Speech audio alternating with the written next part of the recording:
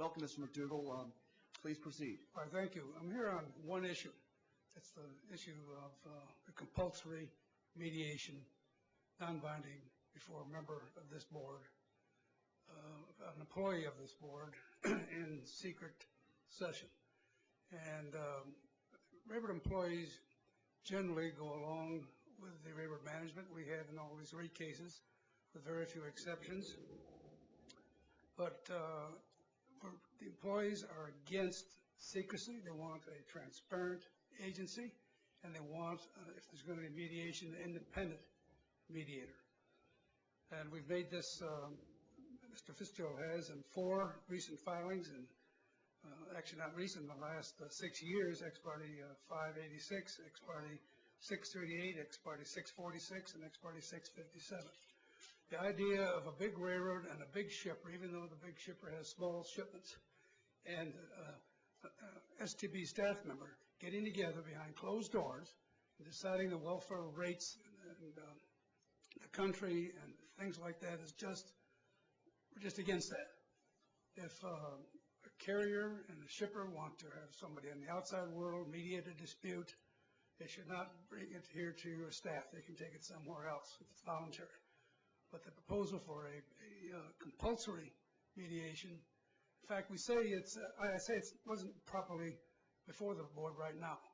That was not part of your initial notice back in July. It came up on January 22nd in a vague form, and I don't think, I think you have to put out for a new notice if you're really going to adopt a compulsory non-binding mediation before an employee of this board. The AAR, their comments support it, the Union Pacific, and jointly the Norfolk Southern and CSXT. You have not heard from, not in their comments, didn't go along with these 3 carriers, 3 Class 1 so far anyway, did not hear from BNSF, Kansas City Southern, Canadian Pacific, or Canadian National. A little short history. You once had mediation. You had John Thune mediate. He was then with the Aaron Fox Government Relations section of Government Relations with the Aaron Fox Law Firm. That was in 2003. It was the BNSF rate case. You also had the next year Clyde Hart, who was the Vice President Government Relations of the American Bus Association, as the mediator in other BNSF rate cases. The idea of having it compulsory is just contrary to what the employees would want. We want an open society. If there's going to be, it has to be transparent. Also, there's the independence thing. You had Congressman Thune and Clyde Hart were independent. If you have compulsory mediation at the FERC, there's an independent settlement judge, ALJ, assigned to it. It's an ALJ independent. If you do it at the Federal Communications Commission, you have a person who's also an ALJ, a settlement judge. The idea of requiring mediation in secret before an employee of this agency just goes too far. You're going to have a great opportunity for scandal. And your employees are not angels. We had a problem in 1970 where the Congress, the Staggers Committee, had hearings, there's 2 volumes of it, going into employee conduct and passenger train discontinuance cases. You had the shutdown of the ICC, which was voted on by the Congress in 1994 because irregularities of undercharges, overcharges could not be resolved. And you just throw this to a staff situation and make it compulsory, we just think won't work. That's all we have to say. Thank you, Mr. McDougall. Appreciate your testimony. Let me just think through it for a second. If you could, I'll ask a question or two. Would you agree that what I hear you saying is that the UTU supports outsourcing in this case?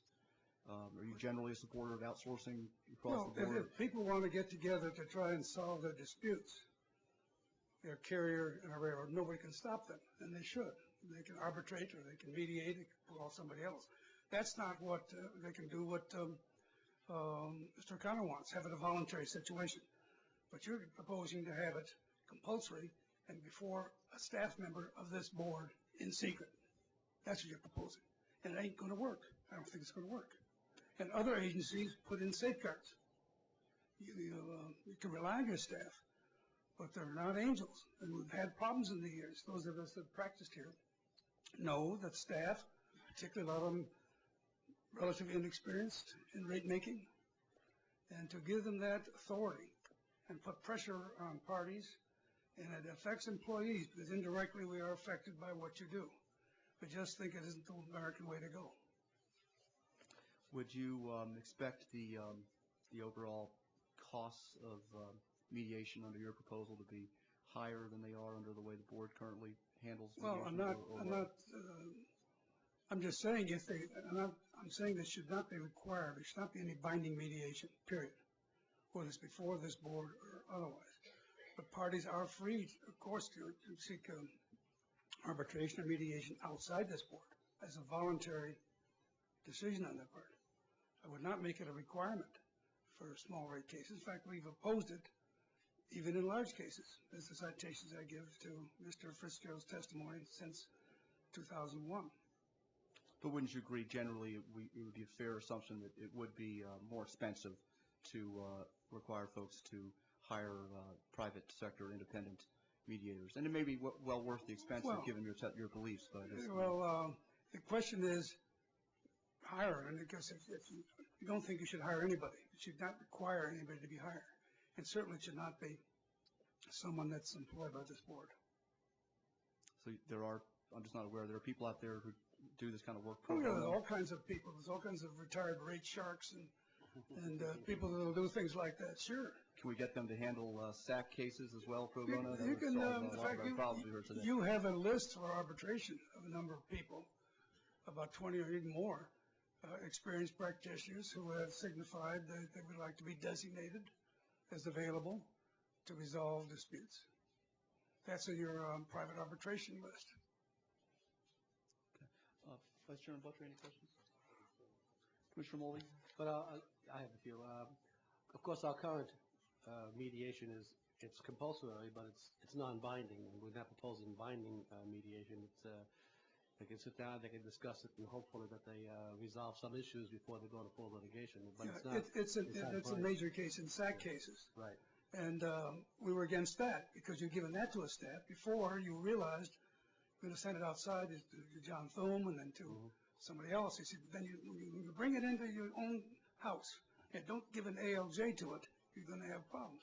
What would you say is more important to you, though, the fact that we are doing it with an in-house staff person rather than a John Hart or a Clyde Hart rather, or a John Thune or an ALJ, or the transparency issue that is done in closed doors? Well, we're against it completely anyway.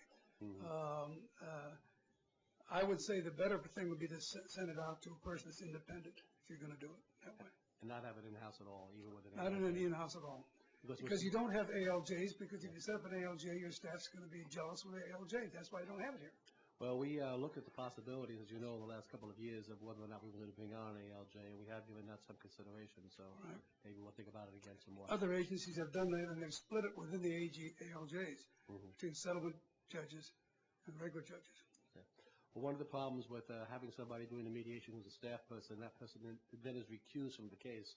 And given how busy we are here and given our staff, they want to try and avoid having people being recused from cases. Thank you very much, Buddy. Thank you, Mr. Madugal. We've made good progress through the panels today, but we do need to take a break. We're going to break for exactly 60 minutes and return here at 2:45 and move right out with the next panels. We appreciate everybody's patience today.